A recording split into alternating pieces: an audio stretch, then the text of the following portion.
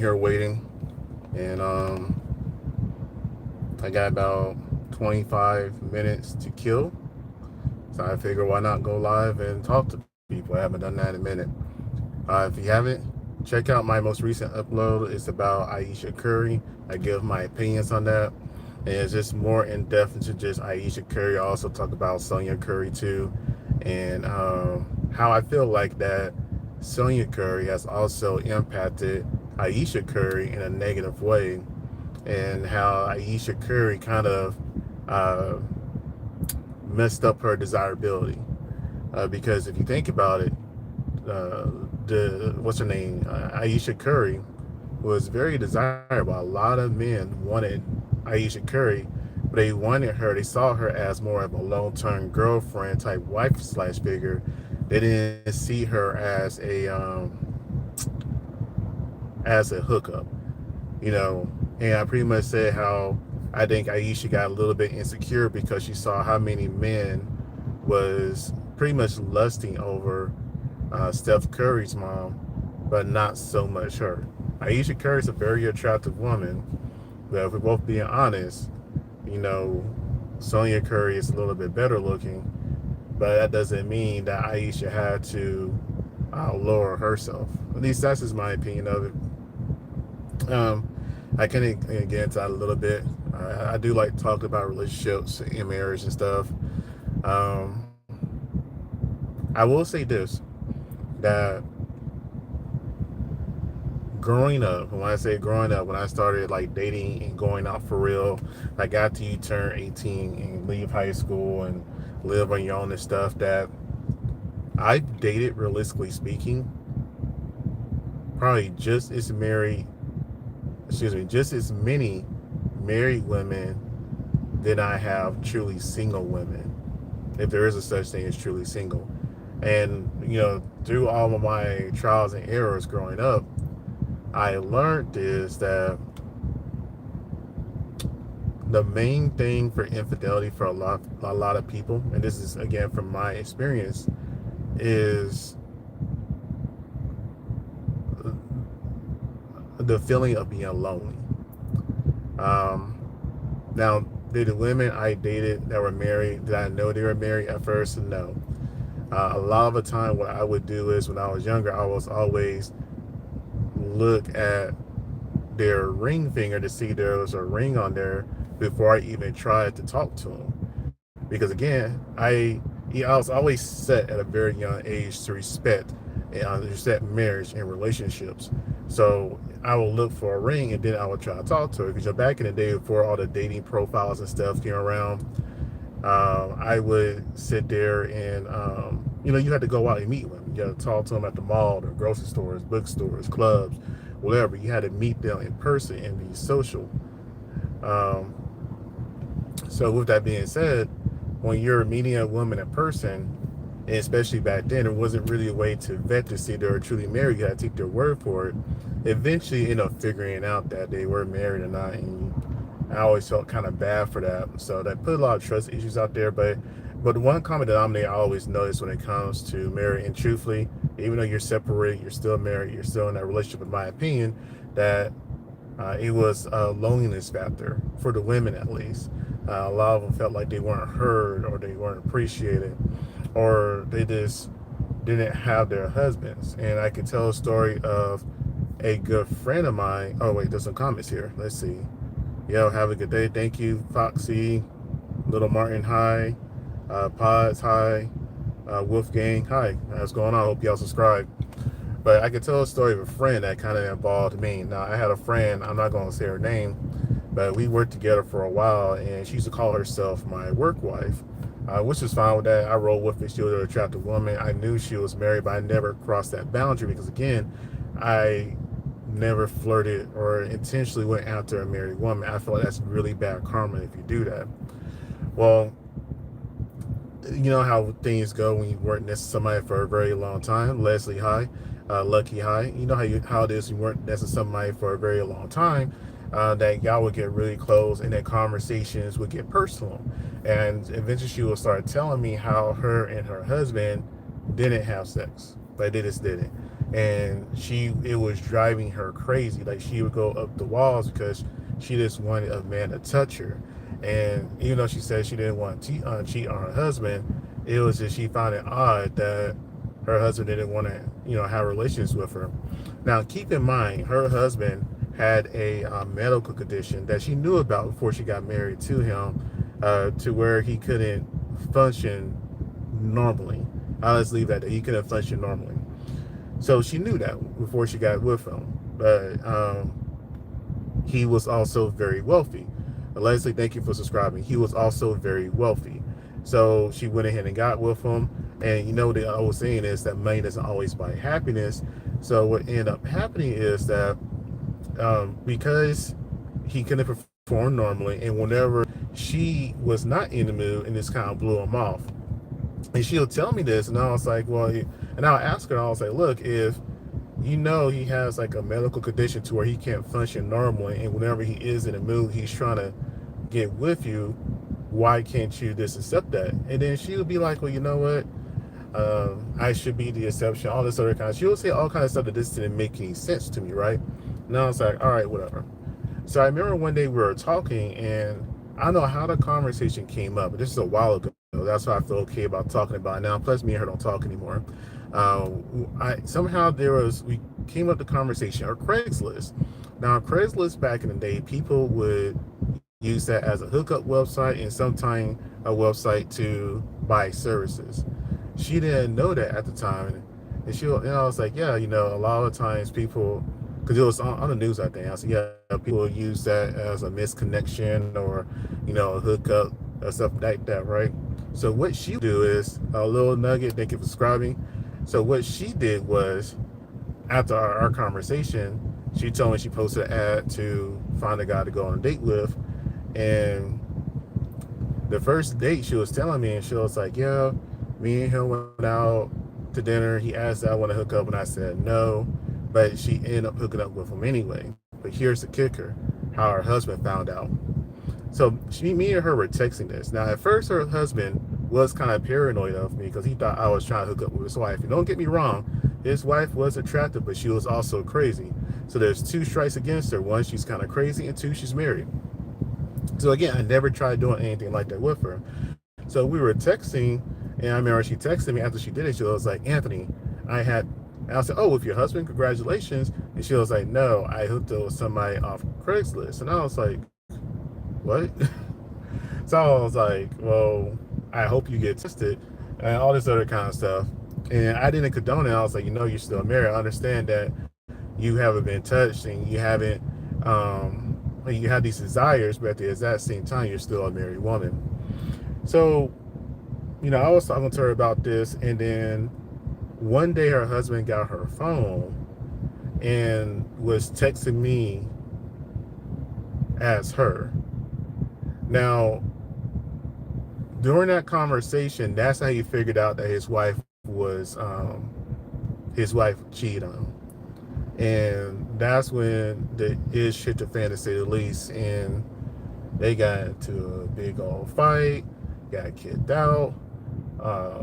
Well, she eventually ended up leaving because he ended up putting his hands on her that night. And that was the craziest thing. Now, eventually, they did get back together, right?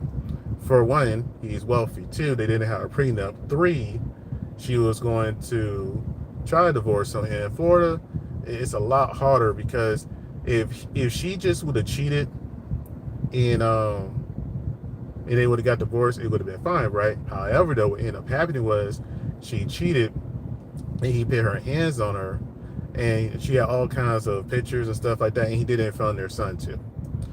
So he was scared, and after she left, again, still married, she'd ran around, doing her 304 thing, but eventually ended up going back home. He took her back because, again, it's cheaper to keep her, because he realized he was going to lose a lot if he did leave her for good.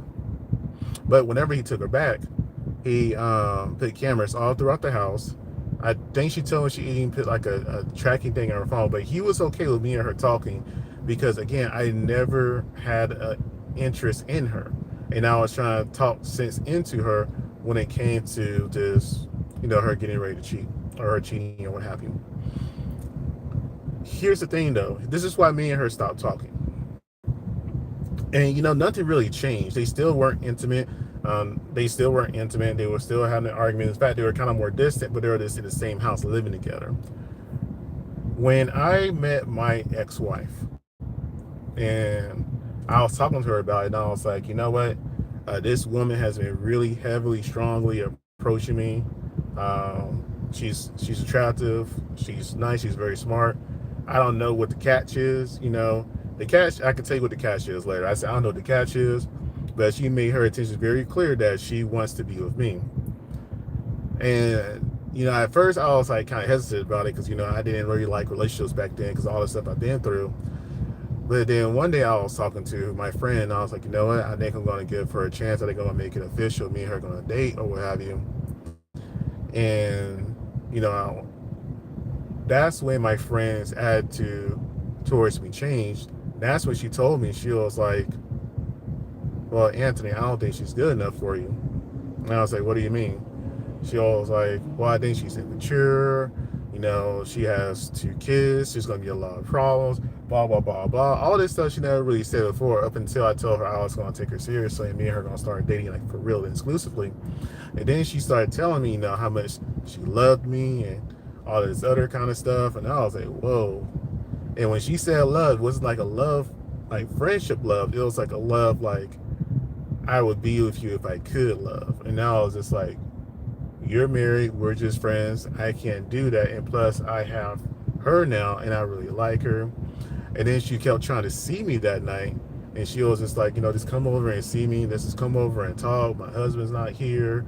He's gone out of town. Let's just spend some time together. And she was already drinking. So I think it was part of, liquor make a person honest. And the other part of her hidden desires really coming out. And, and I was like, nah, that's not a good idea. You've been drinking. I'm not going to come over right now. But I'm glad you say you love me. I don't feel the same. I just always look to you as a friend. I'm just not trying to get involved with that stuff. So me and her stopped talking shortly after that because, for one, she exposed her feelings for me. 2, she was trying to cheat on her husband with me this time. And 3, I was just like, I'm not going to be friends with somebody that's not going to be okay with a woman that I choose to be with. And keep in mind, this wasn't a woman I was just casually talking to. This was a woman I was dating for a while, and or seeing for a while that made it official. And I would say official, we eventually got engaged shortly after that. And I was just like, this isn't right. I can't do this. Now I'm open to criticisms or blind spots of things that I can't see, right? So because let me just say this in general. When it comes to the people you love, you typically have a blind spot for them. It doesn't matter if it's a family member or a good friend. If you love somebody, you're going to have a blind spot towards them. So if they're not good for you, you won't see it. And a lot of the times you'll make excuses for them. That's what I eventually ended up doing for my ex-wife. But with that particular situation, before we got there, things were great. It was the honeymoon phase. The honeymoon phase, everything is great. Y'all always effing all the time. Y'all always getting along. The honeymoon phase is the best part of any relationship. But then after the fact, when things get real, when real like consequences coming in things, then you start seeing the holes in the relationship with people. And if you know what I'm talking about, excuse me, if you know what I'm talking about, go ahead and comment and subscribe. But yeah, that's why I stopped talking to my friend. Me and her were friends for 10 years plus, and I gave that up for my ex-wife because I was like, look, I understand that's my friend. She is kind of have a sketchy past, sketchy in the sense that she cheated on her husband. She's trying to hook up with me after I told her I want to be with somebody else, and I just didn't want that. And I made a choice. I made a choice of a 10-year friendship or what was supposed to be a lifelong relationship. It was supposed to be that. It was supposed to be, till death do you part, because I saw myself marrying her. And, I wouldn't have given up a friend for somebody I saw marrying. You know what I mean? It's one thing to give up a friend for every single time you get into a new relationship. It's another thing when you actually see yourself getting married. Because, but yeah, I'm getting a little off topic. But long story short, I say all that just to go back to my original point and bring it back full circle. That loneliness is normally the part that causes people to cheat, right? That will cause my friend to cheat, even though she had money. She really didn't have to work. She just wanted to work to get out the house. She didn't have to work. She didn't have to worry for anything. She had her dream home built by her husband. Everything on paper that she wanted, she had, except for the physical aspect of it. And that was pretty messed up to me in a sense, especially since she knew her husband had a medical condition, you know. But it is what it is. So also like, comment, subscribe, tell me what's up. Agree, disagree. I want to hear from you. But yeah, I don't regret dropping her as a friend for a woman that I married. The main reason I do that because I do believe in the sanctity of marriage. I do believe you're supposed to put your partner above everybody else 100% of the time. Mother, father, wife, or husband should come first. Now, I understand there's people have gray areas with that when it comes to kids. And when I say that is, if let's say if you got married and y'all both didn't have kids, and then you have a kid together, right? Okay, your wife or husband is still supposed to come first, but however, y'all gonna take care of your kids because your wife or husband is gonna be with you for the rest of your life. Ideally, your kids are gonna grow up and leave you within 18 to 20 years if you do your job right. They're gonna go off to college, join the military, get a career, find somebody they want to build a life with, move, travel, whatever. If you did your job right as a parent, ideally your kid should not still be there and need to be taken care of. You raised them to be a fulfilled, responsible adult. However, though, whenever you get married and you bring kids into the situation, so like for example, my ex-wife had 2 kids and I had 1. Her kids were younger, mine was older. That can cause some type of conflict there because as a parent, you want to make sure you show that you're always there and showing love for your kids, but you also want to show that you are there for your spouse. That's why blending families is extremely hard. It's not as hard if one parent is gone. So let's say, for example, if your wife has kids or your woman you're seeing has kids, but their father is, in the grave or in prison for the rest of their life. That's a lot easier compared to him being an active man. And the reverse side for a man, it's a lot easier if your baby mama or whatever is in the grave or in the prison. But whenever they're out and active parents, and then there's disagreement in parenting styles, philosophies, and things of that nature, that's where a lot of conflicts come into play. And I've been rambling a lot, that's fine though. Let's see, I'm just gonna go through here.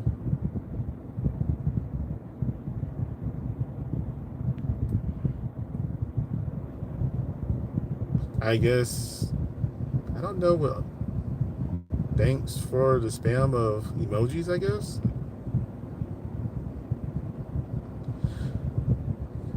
What is yellow 10? I don't know what that is. Anyways, yeah.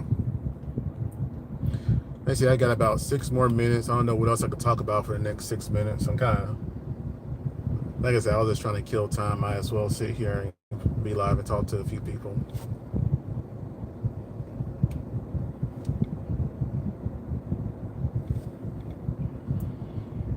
Oh, man.